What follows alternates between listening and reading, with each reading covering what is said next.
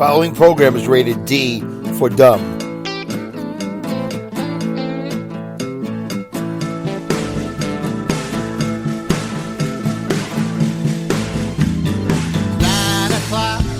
I'm bored to death. Smoke so much I can smell my own breath. My baby left me. My best friend's not at home. Can't get that woman off my mind. I've never been the brooding kind, but there's still one thing makes me come alive. Yeah, I'm gone for a drive. The following podcast is rated D for dumb. You're listening to Dumbing It Down with Dave, the fastest podcast on earth. Listen to Dave commute to and from work on the New York State Thruway in his 2008 Kia Rio LX. He talks about pragmatism, truth, happiness, and the search for it all. Join Dave as he asks and tells you how life ought to be. And now, here's Dave. Thank you, me. No, thank you, Alex. It's alexexum.com. ALEXEXUM. Thanks for the intro. Are you ready to dumb it down?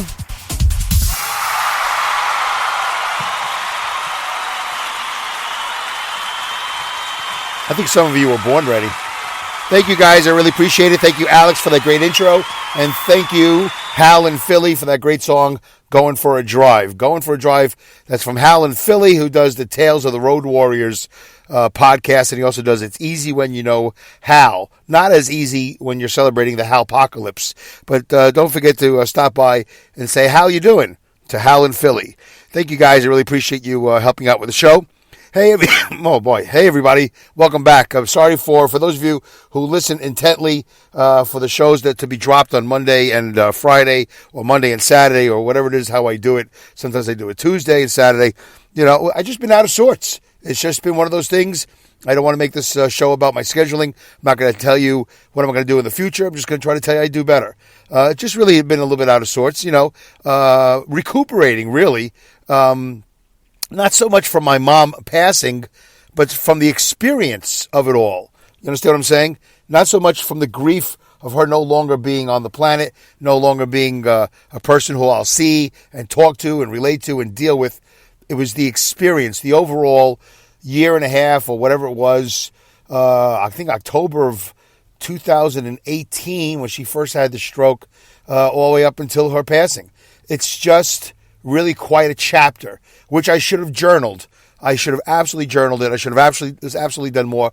But when you're in the middle of the storm, right, that's when you see these reporters, when you see these photographers, when you see these people out there during war or during, fire or whatever horrible event, and they're snapping away pictures, and you might be in that crowd, you might look to your left or your right and go, boy, what an insensitive person. They're taking pictures of this horrible thing. This person is dying. This person is bleeding. This house is on fire. There was an earthquake. These people are evacuating. There are dogs, the cats, whatever, children. But you know what? Somebody is usually recording it, not just because of this cell phone age that we're in where everybody's got a camera in their phone and YouTube and Instagram and all that other stuff, but for years there's always been the people who will rise to the occasion. Dan Rather and Edward R. Murrow and all those other guys back in the day, for those of you who enjoyed listening to me date myself. But field reporters, to be out in the field, to respond to the moment and go, I'm going to record this. I'm going to record this for what's the phrase? I'm not going to be able to think about it, but, record this, for history or whatever. It might not be the most important event in the world. I know Bobcat Bob Goldthwait, the comedian, stand-up comedian Bobcat Bob Goldthwait, did a bit years ago, and he was talking about this is probably after or during the whole Rodney King incident, which we know that was recorded. I don't even know if we know who recorded it, but somebody recorded it. Could have recorded it on the cell phone, could have recorded it on video camera. That's how long ago it was. Was that recorded on a cell phone? Or was that recorded on a video camera? Who knows? But I don't remember, but somebody knows. So, and I bet you that person didn't make a dime on that recording. I'm just saying. But this is what people do. They rise to the occasion. They see an event, they record it. They write about it. They film it. they sound record it, whatever it is, and they get involved. Me, I just really was able to take care of one thing, and that was take care of my mom. I wasn't able to take care of myself. I don't think I did myself any favors during that whole period of time. I tried walking here or there. I tried so many things, but doing it all by myself and having so much on my shoulders during that time, it was hard. So I look back now and go, man, why didn't I, really have a good journal? I could refer to it. It's an interesting period of my life, which, of course, I'll never get back. You never get it back. So when people say that, it's always interesting. I'll never get that time back. Yeah, you won't get good time back, and you won't get bad time back. No matter what time you spend, you're not getting it back. So anyway, so there's that. I wish I had, but I didn't.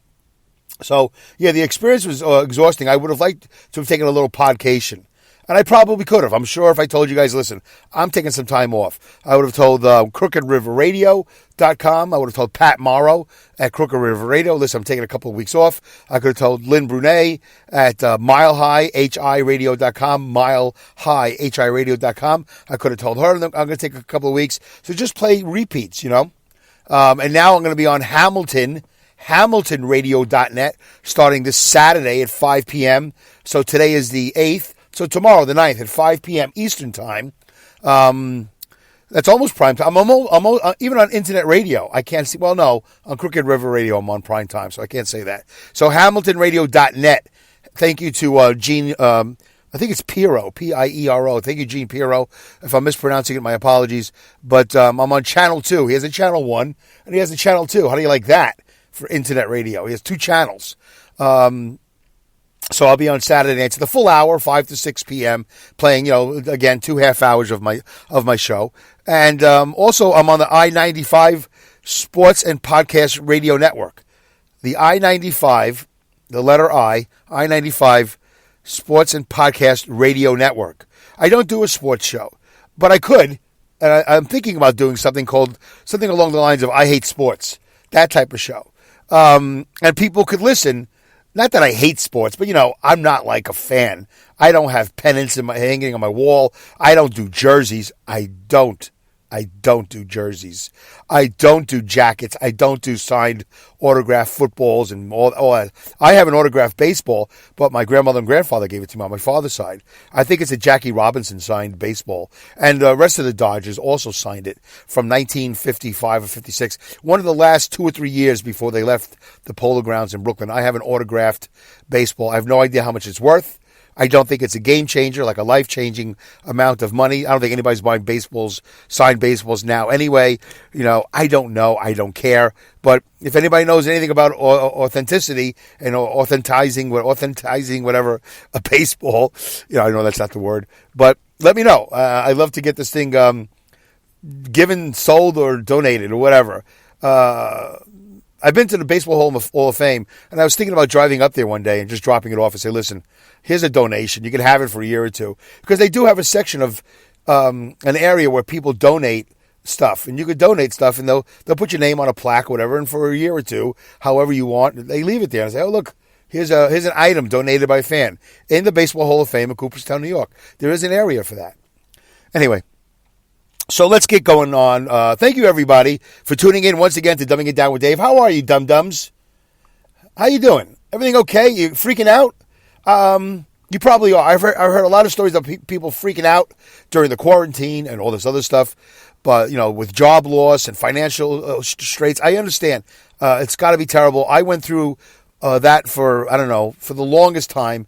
Well, my wife and I got together in 1986 when I got out of the Navy, and we hooked up. And we moved in, which was the biggest mistake because we really couldn't afford to move in. You think when you're young and dumb, hey, let's join forces. What are you doing? You living with your dad? Oh, well, I'm living with my dad.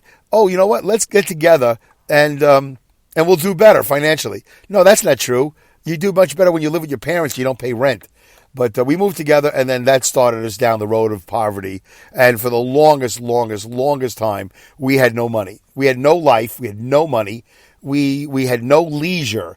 My wife and I were always working. I've always done this nighttime, whether I was a cab driver or a limo driver. I've had multiple jobs, 2 jobs, 3 jobs. I've worked 60 days in a row, 70 days in a row. If I had a podcast back then, you would have heard the stories of me working constantly. 5 days at this job, 2 days part-time at that job, and back and forth and back and forth. I'd get 2 hours of sleep, 4 hours of sleep. I'd get no hours of sleep. I have definitely done damage to my body. I've done damage to my brain. I've done damage to my life. I've done damage to my family. I understand the stress of not having money. I understand the stress of isolation. Although, I think at some point in my life, very early on, I welcomed isolation. Or I was slowly indoctrinated. Indoctrinated. See, that's that Brooklyn slur. Indoctrinated. I was slowly brainwashed into being told that isolation is good when you're the child of deaf parents and you're sitting in your room playing on your floor, my parquet floor. I think it was like parquet, kind of like the Boston Garden, I think was or is. I'm not even sure. The basketball Boston Garden Celtics floor. I had a sort of a parquet floor, if I remember. Living at 1381 Linden Boulevard, apartment 9K, which I thought was K for Canyon. 9K, but it wasn't. It just was a coincidence that we were living in 9K. So if you Google Maps 1381 Linden Boulevard, you're going to see a tall apartment building. There was like 5 apartment buildings. And I would play on the floor all by myself because my mother was watching The Edge of Night. Probably The Young and the Restless or General Hospital, As the World Turns. This is before I went to school. And then, of course, when I got home and after school, I'd be on the floor of my parquet room, my room, and I'd be playing with my cars and my Johnny Lightning and my Matchbox cars and my blocks, and I would just be by myself all the time, creating in my head. I got to shut off all my alarms. Wow, I'm pretty late today. So anyway, I wonder if you heard that. So probably didn't. So anyway, I got used to being isolated very early on. And we lived at 1381 Linden Boulevard, which was also called in the neighborhood of Brownsville, New York, where you might have heard Mike Tyson grew up or got his start or whatever. I know he also grew up in Catskill, New York, but he has a connection to Brownsville. So Brownsville is an interesting neighborhood because it's called Brownsville. And people, for the most part, who you would consider brown-skinned, dominated Brownsville. I don't really know if that's why they call it Brownsville. I don't know what the suffix "ville" means, but I'm assuming it's territory or area or neighborhood or whatever.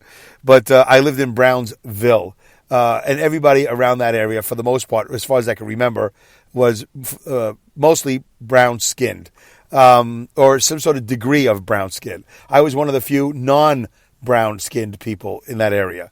Although, in my building... this is interesting. I lived in a place called it was called the Butchers Co-ops. The Butchers Co-ops. I don't know why they called it that. I don't know what the association is to butchers, or maybe it was a guy named Butcher. I've never really done a full deep dive, but it was 1, 2, 3, 4, a 5 apartment building complex. All of them about 21 stories tall, something like that.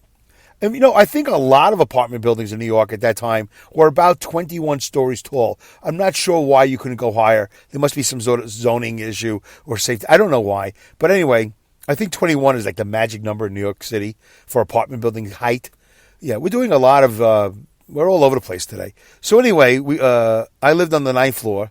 I think my grandmother and grandfather lived in the same building as us, my father's mother and father, William and Frida, and they lived on the 21st floor in a corner apartment, which was really great when the wind blew because, boy, you would hear it howl right around the building, and it was right through the hallway. It was quite a sound when we had wind, and you usually did have wind on the 21st floor. It's an interesting weather thing that got me interested in weather. It's amazing I didn't become a weatherman, but the weather on the 21st floor I think is different than it is on the ground. It's always windier on the 21st floor. So anyway, I got used to being isolated, playing by myself. As I've mentioned in previous podcasts, my father would never cross the threshold to my room. There was something about that threshold. There actually is a threshold for those of you who are familiar with architecture and all that stuff, right? Familiar with room development or whatever, sectioning, whatever you want to call it, floor plans. There is a threshold. houses, apartments, I guess, right? You always have a threshold. Well, my father, and I could tell you, unless he was going to come in to beat me and let me know what a loser I was and what a bad boy I was, misbehaved and inappropriate, and all the horrible things in life that he knew I was, he would never cross that threshold. Never cross the threshold to tell me I was a good boy. That never happened. And also never cross the threshold just to hang out, just to sit there. He did cross the threshold, and he would pull up a chair and watch me clean my room. He would sit there and say, "You're going to clean your room. I'm going to watch it." I'm like, "Well, you could kind of help me. I'm obviously having problems with organization, and now you're putting a negative on it by just sitting there and watch me." Yeah, he wasn't the nicest guy. Not like the nursing home portrayed him to be in the last year and a half because he was so doting to his wife. He was doting to his wife, but he wasn't doting to his son. I can't speak for his daughter, my sister. I don't know how he treated her. Don't know, don't care. Don't want to say don't care. I do care, but I did care. But right now it's like, you know what? Whatever the story is, hey, nothing I can do about it now. It's too late. Sorry for her if it was bad. Happy for her if it was good. I know that her room was always the largest room. She had the air conditioner. She had the stereo, the music. She had all that. Yeah, I had cars and toys. Yeah, I did. But you know what, though? That doesn't make up for the absence of good parenting. Okay, that's a lot. We're 16 minutes in. So, okay, this is Wrapping Up Mom to Go. Wrapping Up Mom to Go, was it episode 221 or something like that? Wrapping Up Mom to Go, Epilogue. Epilogue. Do you know what epilogue means? Well, I'm going to share that with you. Epilogue is, I sent it to myself so you would know. Epilogue is a noun. All right, epilogue is a noun. A section or speech at the end of a book or a play that serves as a comment or a comment on or a conclusion to what happened. Epilogue. I used to be a very big comic book reader, and I always enjoyed the epilogue, which was like the last frame or the last page. So I'm into epilogues. I like that. All right, it's a noun. A section or speech at the end of a book or play that serves as a comment on or a conclusion to what has happened. So there you go. So let's delve into Dumbing It Down with Dave, the last couple of podcasts. So my mom died, episode 218. So before I get started, I got to remember, I want to thank you all. Thank you all for your support. Thank you for listening. Thank you for commenting politely, with courtesy and empathy. I did not get any pushback whatsoever. Nobody referred to me in any negative way, which is amazing in this internet day and age. But that just shows how my audience is empathetic and pragmatic and sensitive and sincere. And I enjoy this part of the Dumbing It Down with Dave family. I don't mistake my listeners to be my friends, and I definitely don't have any friends that are listeners. But I do want to thank you for chiming in, because you have confirmed what I've known all this time. And which is, when you engage, there's two things that have made my podcast career as unsuccessful as it is today, and I say that tongue-in-cheek, is engaging and putting it out there and engaging. And it's amazing how often when I do that, there's positive that comes for that. Really like 99.9% positive. I've had only very few negative experiences. I had really one kind of recently, but that was my fault. And if she's listening, I apologize. But I might delve into that area another day. It was a situation where I was fully exhausted and I had a conversation with somebody. It didn't go very well. I learned a little something about myself that I already knew. I should not be doing business about 4 or 5 o'clock in the afternoon on a Sunday. I'm exhausted. It's the end of the week. I want to just crawl into a hole. Anyway, I might talk about it in the future. I don't mean to tease and leave you hanging, but this is not what the show is about.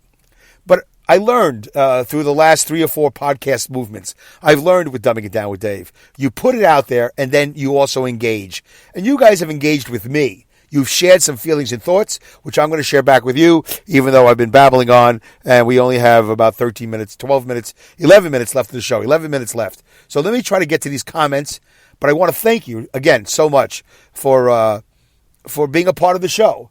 I'm not going to lie and say you guys have really made it easier for me to deal with the experience, but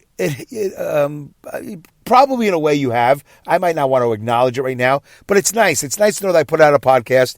People are listening. Is it good for the ego? Of course it's good for the ego. But that's what the show is about. Not my ego. It's about putting it out there and having you engage with me. And then I always engage right back. For the most part, unless somebody wants to tell me something that I'm doing wrong, I think I engage right back. Not so much in the Spreaker box, but, on Facebook, in the Facebook group, by the way, really trying to gear a lot more of our conversation towards the Dumbing It Down with Dave Facebook group page, and I haven't been doing the best job of it. I'm also on Instagram and Twitter, at Dumbing It Down with Dave, Twitter at Dumb with Dave. Of course, my email address, dumbingitdownwithdave@yahoo.com. But I am trying to gear more of the conversation towards the Facebook group. I realize, and I've come to learn that that's kind of going to be important for the future of the show, to grow that. And also my website. I might be better off also growing the website. I'm learning about that as I go along. There's some developments that have happened recently on the internet. So I know that my Facebook will never be deplatformed. It'll never be taken away from me for the most part. 99.9% sure of that. Facebook, you never know how that's going to go. And that's a little scary. I'm not in control of Facebook at all. But while I'm on it, I should do the best I can to grow it. So I'm not saying don't comment here on the Spreaker box for those of you who are listening on Spreaker. I also know that my audience is not that large on Spreaker. It's really large on Spotify. It's really large on Apple. So where do you guys go to comment? Well, go to the Dumbing It Down with Dave Facebook group, and answer the questions. There's just 2 or 3 questions. How did you find out about me? Blah, blah, blah, whatever. Do me a favor. Just answer the questions. I'm always amazed at some of the people who have, asked for admittance into the, Dumbing It Down with Dave Facebook group, and then they don't answer the questions. It's not that hard to answer questions, but I know some people don't even see the questions. They just hit the buttons and whatever, and I understand. People are all internet and Facebook challenged or, whatever. I get it. It's no big deal. I'm happy to have you part of the group. I just like to know, if I don't know you especially, how did you find out about the group and why do you want to be a part of Dumbing It Down with Dave? Whatever the questions are that I have up there. Maybe I should revise the questions to make it easier, but I don't think I'm giving you a 5-question SAT quiz or something like that. So anyway, it's not like one of those things where you have to identify an ink blot and tell me what this ink blot says to you. Although that would be kind of humorous. All right, 8 minutes to go. I've really babbled on. We're not going to get to all the comments, obviously. But let me do the best I can. Real quickly, let's go to a couple of people here. And let me see. Okay, this is from Ed Nydorf. And you know what? It's either I don't remember if it's N-I-E or N-E-I. But so this is from Ed Saves the World. Let's just say that. From Ed Saves the World, my brother from another borough. That's it. I don't have too many brothers from another borough, but he is my brother from another borough. He does a podcast called Ed Saves the World, and I hope he continues to do it. He has like 22, 23 episodes out, and they're all very interesting. Somewhat like mine, but way shorter, which is great. Probably mine should be way shorter. So Ed says to me, "Hey Dave, just listened to your episode. Wow, it takes a lot of guts letting the world know your story. It's interesting because I know exactly how you feel. I have a hard time trusting people as well. I haven't experienced what you shared, but as I said before, I don't come from the best family life either. Just wanted to let you know it takes guts, and I really respect you doing so. Not enough people have the guts to be that honest." Well, thank you very much, Ed. I appreciate that. It's a long time coming, so I appreciate you saying how brave I was and how much guts it took. But I did wait 56 years to tell, people. And it does sort of help the podcast. And I'm really at a point where I don't care so much about these secrets that I've been keeping. It's a bit of a relief. It's not the greatest relief in the world. It still doesn't really eliminate the situation and the pain, but it's nice to share. So I'm engaging, and I'm getting positive feedback. So how great is that? As opposed to telling my father and having him go punch a guy in the face, killing him, and going to jail. So now I'm from a broken home, and my father's a con. He's in jail for murder. That's not going to do me any good. That wouldn't have done me any good. My whole family would have hated it even me more. His father, my grandmother and grandfather would have hated me because now their son's in jail. And who knows, I would have ended up in foster care or living with some aunt and uncle who I would have hated. So, whatever. This comes from, so thank you, Ed, from Ed Saves the World. This is from Lynn Brunet. Lynn Brunet from Vancouver Island. I always kid her about that. She's out there in the VI. From Mile High Radio, HiRadio.com. She writes, "Hey Dave, not sure if I should say sorry to hear about your mom. I'm sure she's in a much better place. I know she is."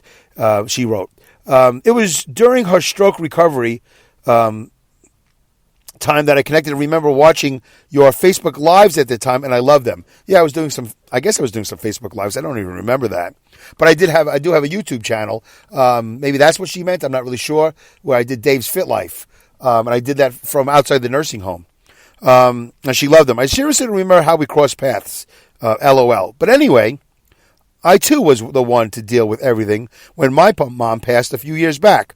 I had pushed her to get things in order while she was still alive. So I definitely concur on being prepared. I hope you find some peace in all of this. Well, thank you, Lynn. Yeah, I was talking about how that you have to call your funeral home and do the pre-need.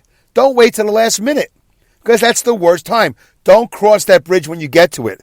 If you wait to cross that bridge when you get to it, you're going to really regret being on that bridge. Because it's like, ugh, now I got to mourn. I got to make phone calls. I got to prepare food. I got to get the house cleaned up. I got to go, you don't want to be buying a car. You don't want to be buying a house when somebody just died. And that's what happens when you cross that bridge when you get to it. It's the same thing. It's the same details. Which coffin, which funeral home, which grave, where, how much. And then you got to shop around because you don't know anything about buying a grave. You don't know anything about getting a funeral home. So now you're under the gun. You only have days to decide. The body has to be taken care of. You're under the gun. You don't have time all day to call these places. And now with this COVID thing, everybody's crazy busy and everybody's behind schedule.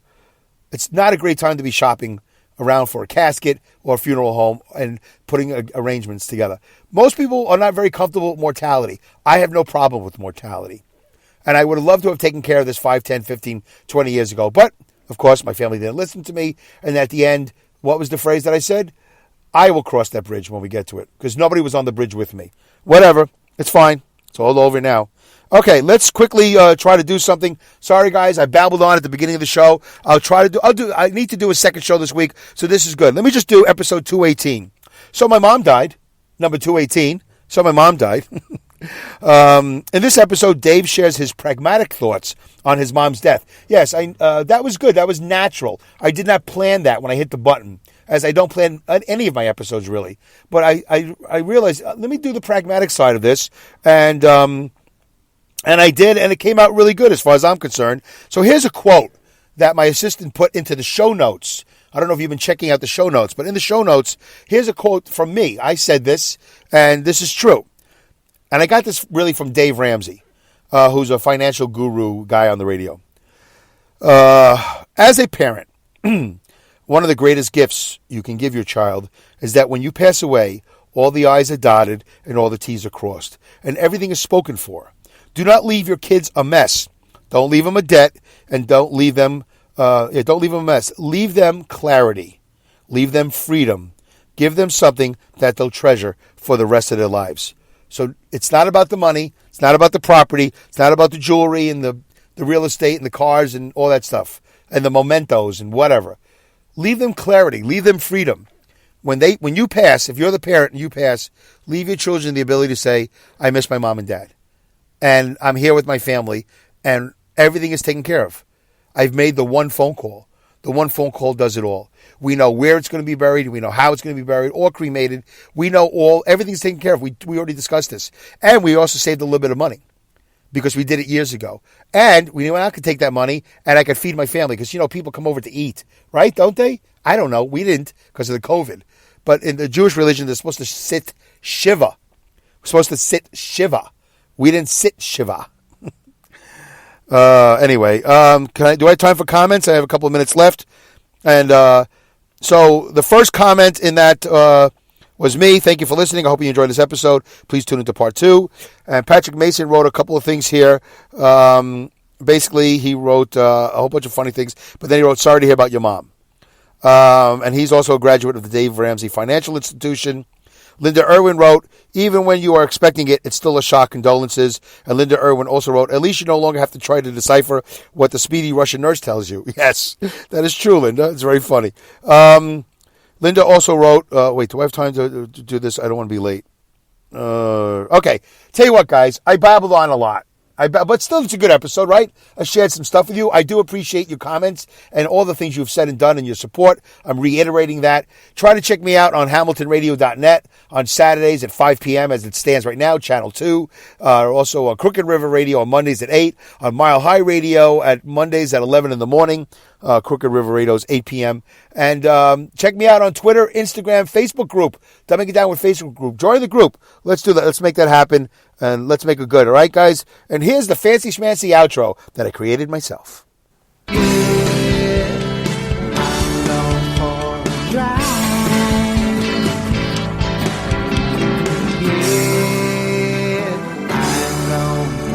Thank you for listening to this episode of Dumbing It Down with Dave. Goodbye, good day, good night, good luck, good riddance, good rats, Godspeed, and great skills. Take care.